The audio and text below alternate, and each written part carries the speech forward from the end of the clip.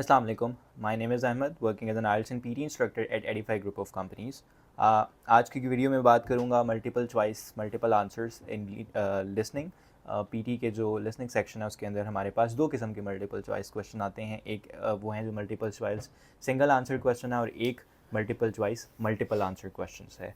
दोनों को अप्रोच करने का तरीका स्लाइटली डिफरेंट है और मल्टीपल चॉइस क्वेश्चन और मल्टीपल आंसर्स वाला जो क्वेश्चन है इसके अंदर ये ट्रिकी ज़्यादा है because you have to select more than one answer.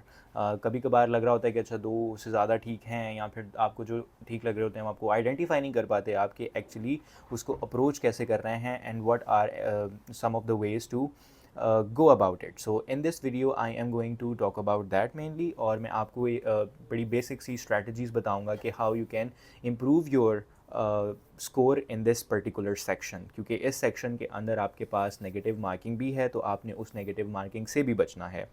ये नोट कीजिएगा please, because you need to understand this before jumping right in to it that this is the question which involves negative marking. So for instance के आपने 3 option अगर select करने थे और उनमें से एक आपने गलत वाला सेलेक्ट कर दिया है तो उस गलत वाले को सेलेक्ट करने की आपको नेगेटिव मार्किंग होगी। वट इफ़ कि you miss out on one of the options, तो उस केस के अंदर आपकी नेगेटिव मार्किंग उस तरह से नहीं होगी। For example let me clear that out what I just said कि लेट्स से कि there were 3 options that you needed to select. आपने उसमें से 2 सेलेक्ट किए और एक नहीं सेलेक्ट किया, तो उस केस के अंदर नहीं है। लेकिन अगर आपने कोई गलत ऑप्शन सेलेक्ट किया तो उसकी नेगेटिव मार्किंग है। सो अगर मिस आउट कर रहे हैं तो डायरेक्टली एक ही मार्क कट रहा है, लेकिन अगर आप मिस आउट नहीं कर रहे हैं, इनफैक्ट कोई ऐसा सेलेक्ट करें जो कि ऑप्शन में आना नहीं था, करेक्ट ऑप्शन में अगर आपने वो सेलेक्ट कर लिया तो that is the major problem and this is where you are going to get the negative marking. Now, first let's just understand how this question actually you would see in the test. तो पहले तो आपके पास एक listening recording play होगी and this will be a prompt which will go around 40 seconds or something. उस prompt को सुनने के बाद you need to select all the options which are correct for the given statement. तो आपके पास ऊपर एक statement होगी, question की statement होगी और उसके नीचे आपको different options दिए होंगे and now you need to select all the options that you think are correct towards that statement according to the passage, according to the prompt that you just listened, right? इसके अंदर जो आपको शुरू में जो time मिला है, सो strategy हमारी उससे पहले स्टार्ट होगी, इससे पहले रिकॉर्डिंग स्टार्ट हो उससे पहले ही you need to focus on what you actually want to achieve from this. There are basically 3 things that you must do in order to improve this question type. First of all, you need to understand the concept which is being discussed. तो अगर आपकी उसमें basic और background understanding है उस topic के बारे में, तो आपकी ओवरऑल जो उसकी समझ है वो ज़्यादा हो जाएगी and it will become easier for you to gauge कि इसमें ये क्वेश्चन, इस आंसर इसमें ये आ सकता है, ये आ सकता है, ये नहीं आ सकता. If you want to apply in any university in any country, Canada, USA, UK, Sweden, Malaysia, just simply log into edify.pk/apply and you will get a simple information form, application form है, उसको आपने fill out करना. There is no application fees. आप जैसे ही form submit करेंगे, we will receive your inquiry and within 48 hours you will be assigned by a counselor. और फिर उस काउंसलर से आप बात करके अपनी असेसमेंट करवा सकते हैं, उनसे आप इंफॉर्मेशन ले सकते हैं. And we now have a designated portal system for all students.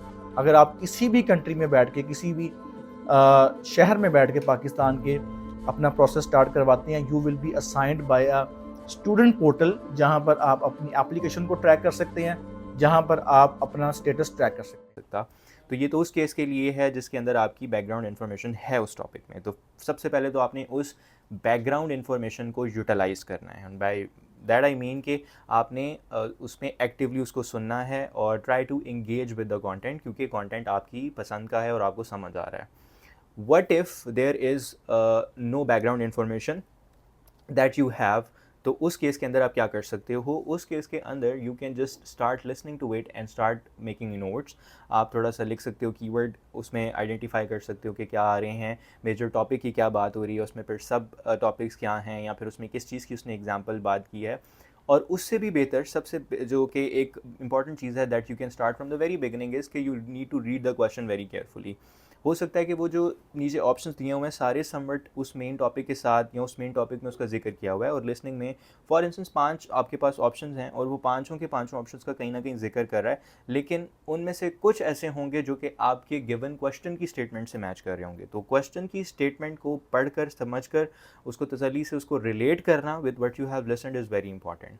And because the listening will only be played once, तो इट इज़ वेरी इंपॉर्टेंट कि आप उसको ध्यान से सुने। Now, if the topic is of beyond your understanding, right, ये उन लोगों के लिए है, लेट्स से कि आप कहते हो कि जैसे मैं पहले बात कर रहा था कि टॉपिक आपकी रीच से बाहर का चला गया, और उस केस के अंदर आपने क्या करना है, क्या अगर आपको उसमें से वर्ड समझ नहीं आ रहे तो आपकी अंडरस्टैंडिंग पे कोई फ़र्क पड़ेगा या नहीं पड़ेगा? ऑफ कोर्स आपकी vocabulary is like the building block of every language test, और ये तो पहला रूल है जो आपने सबसे ज़्यादा आपने जिसके ऊपर फोकस करना होता है। You need to have a very good vocabulary if you want to score higher in any English language test, and especially in case of PT when we talk about it, the vocabulary is a little bit higher.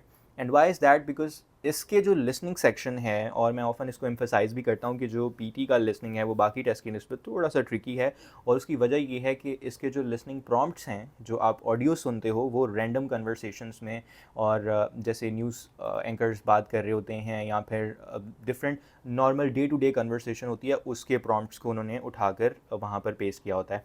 ऐसा नहीं है कि वो unnatural तरीके से बोल रहे होंगे या बैकग्राउंड में कोई नॉइज़ नहीं होगी। इनकी लिसनिंग के अंदर वो सारे एलिमेंट्स होंगे जो कि एक नॉर्मल कन्वर्सेशन के दौरान आते हैं। तो इस वजह से बाज़-औक़ात एक्सेंट की वजह से आप काफ़ी चीज़ें मिस आउट कर देते हो, बाज़-औक़ात बैकग्राउंड नॉइज़ की वजह से काफ़ी चीज़ें मिस आउट कर देते हो। तो particularly for the listening section and specially when we are dealing with multiple choice multiple answer question type, you need to stay focused, right? Now let's move back to the question that I raised earlier कि what if you don't have any kind of background knowledge. तो उसके लिए मैं आपको बता रहा था कि you need to write down all the major keywords that you think are important. Let's say किसी एक टॉपिक के अराउंड ही हर बात हो रही होती है, और इसमें ज़्यादा कुछ ऐसा इंट्रिकेट नहीं है जो आपको मुश्किल जिसमें बहुत ज़्यादा कुछ समझ ना आए या मुश्किल पेश हो। कोई मेजर टॉपिक या मेन टॉपिक उस पूरी वीडियो का कोई एक ही होगा।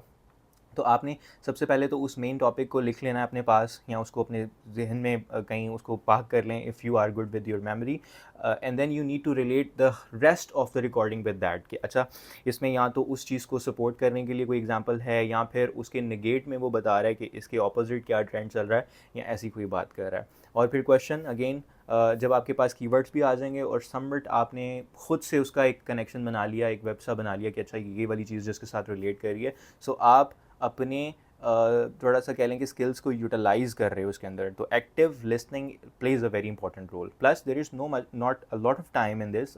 एक बार आपके पास रिकॉर्डिंग प्ले हो रही है और वो क्विकली गुजर जाएगी, and in that specific time, in that short amount of time, you need to understand and you need to attempt the question as well. आखिर में अगर आपके पास, मैं ये सारी चीज़ को एक दफ़ा दोबारा से समराइज़ कर देता हूँ for anyone who struggling with the listening section of PTE, इससे इंटिमिडेट नहीं होना। However you need to understand If you want to apply in any university in any country, Canada, USA, UK, Sweden, Malaysia, just simply log into edify.pk/apply and you will get a simple application form है, उसको आपने fill out करना। there is no application fees।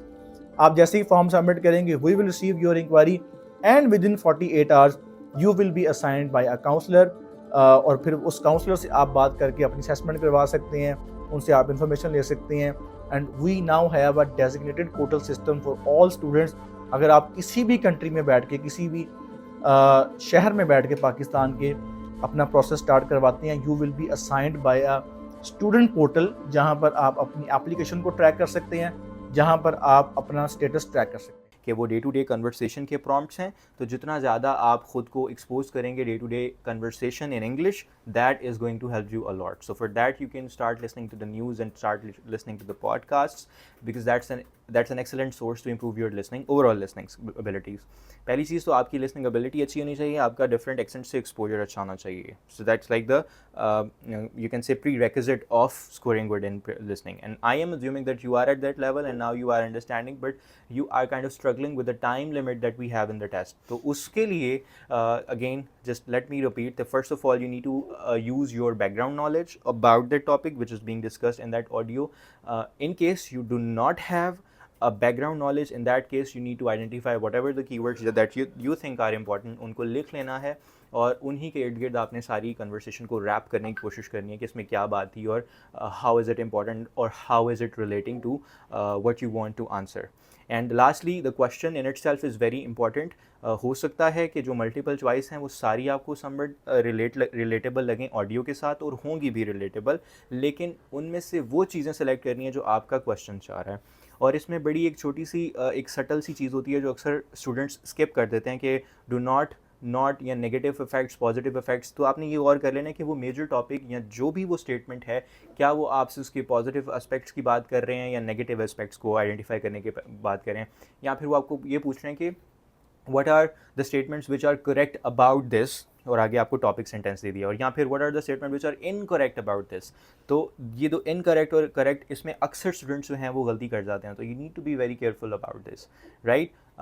And if you want any kind of help regarding PT or IELTS, then you can reach out to us. आज की video में इतना ही। Thank you so much for watching this video and good luck with your PT exam.